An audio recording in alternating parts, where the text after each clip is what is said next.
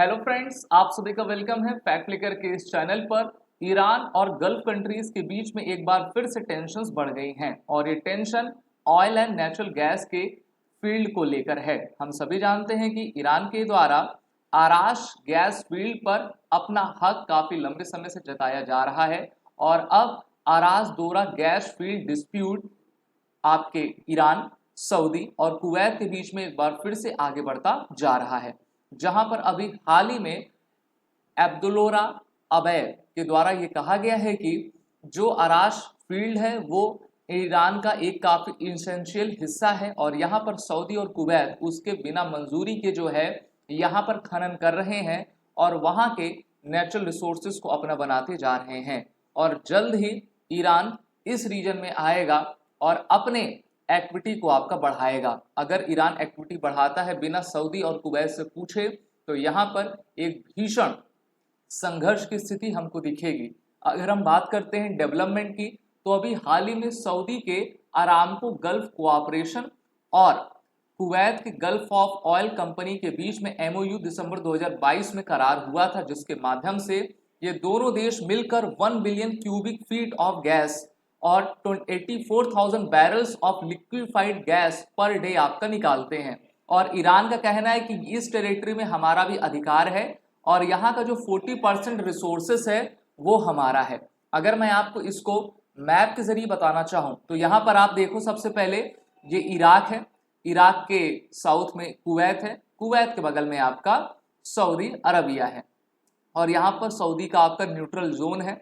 इस बीच में जो है ये जो रीजन है इसको सऊदी और कुवैत के द्वारा दूरा कहा जाता है और वहीं पर इस रीजन को ईरान आराश कहता है।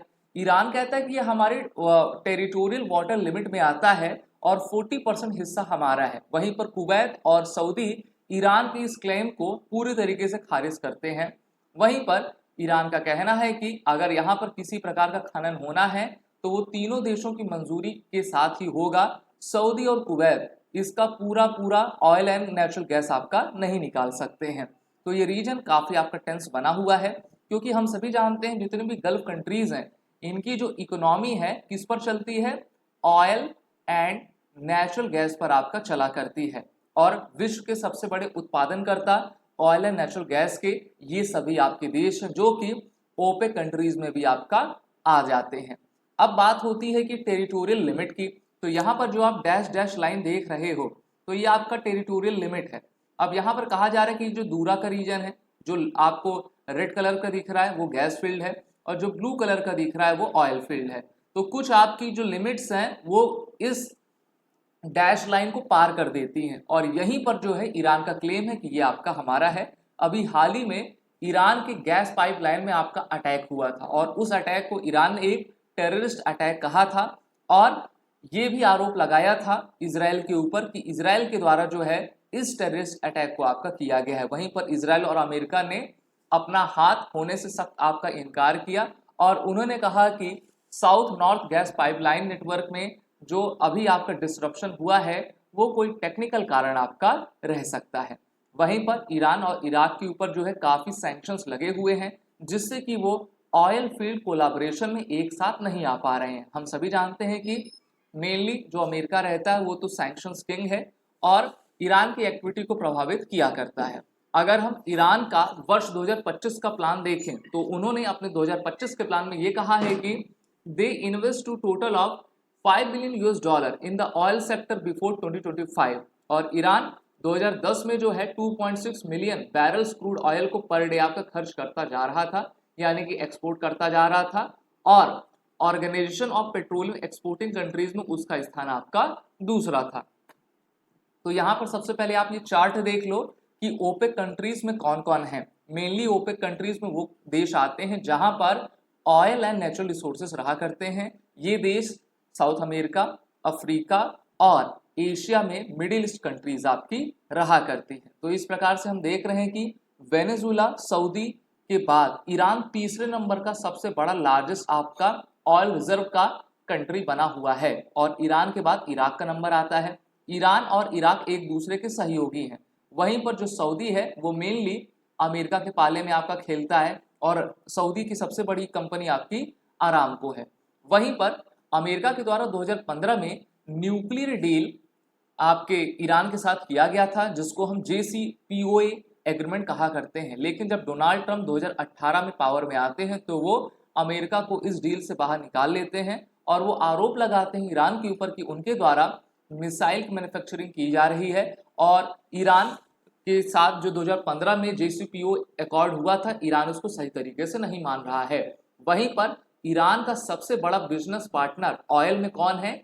चाइना है। ऐसा इसलिए हम कह रहे हैं क्योंकि 91% of the Iran's oil are goes to the China, और चाइना ईरान से सबसे अधिक आपका ऑयल लिया करता है। तो दोनों देश एक दूसरे के काफी सहयोगी हैं और हम जानते हैं कि किस प्रकार से वर्ल्ड ऑर्डर आपका बढ़ रहा है और चीन उसी से दोस्ती करेगा जिसकी दुश्मनी अमेरिका से है।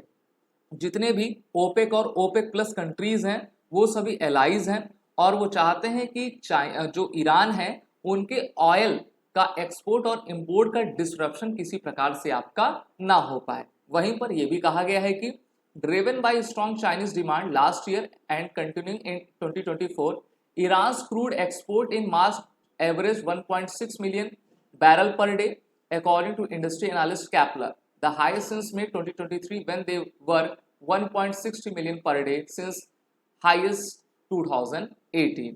तो ईरान तो अपना काफी तेजी से उत्पादन कर रहा है, उत्पादन करके जो है ये मेनली चीन को बेच रहा है। वहीं पर खतरे की घंटी भारत जैसे देशों पर आ जाती है क्योंकि अभी जो इजराइल और हमास का युद्ध चल रहा है उसमें जो आपका यमन है उसके माध्यम से अगर ईरान के द्वारा स्ट्रेट ऑफ होर्मुज को चोक कर दिया जाता है तो यहाँ पर काफी खतरा मंडरा जाएगा, जिससे कि वर्ल्ड में जो इकोनॉमिक ऑर्डर रहेगा वो सबसे अधिक प्रभावित हो जाएगा।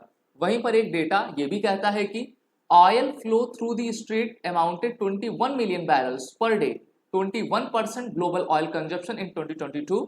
एडिशनली रफली 20% of global LNG trade passes through it, जो कि इनकम्पास करता है LNG के एक्सपोर्ट को कतर और UAE से। इस प्रकार से जो रेड सी का इलाका है काफी आपका क्रूशियल है और इंडिया 85% अपने क्रूड ऑयल का जो है सप्लाई ओवरसीज से किया करता है।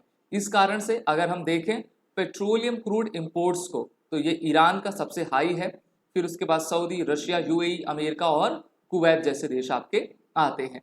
भारत अभी विश्व का तीसरा सबसे बड़ा लार्जेस्ट ऑयल कंज्यूमर है अमेरिका चाइना के बाद, और इंडिया चाइना को जल्द ही आपका ओवरटेक कर जाएगा और बिगेस्ट ग्लोबल ऑयल डिमांडर देश आपका बन जाएगा। वहीं पर रशिया अभी भारत का सबसे बड़ा लार्जेस्ट सप्लायर ऑयल का बना हुआ है क्योंकि रशिया हमको काफी कम दामों पर अपने क्रूड ऑयल्स को सप्लाई कर रहा है। साथ ही साथ Iraq is the second largest source of crude supply to India. तो यहाँ पर भारत ने अपने संबंध काफी अच्छे बनाए हुए हैं। पहले पर अभी रशिया है, दूसरे पर इराक है, तीसरे पर हमारे लिए सऊदी और चौथे पर UAE का नंबर आपका आता है। वहीं पर Abu Dhabi is India's fourth largest supplier of crude oil.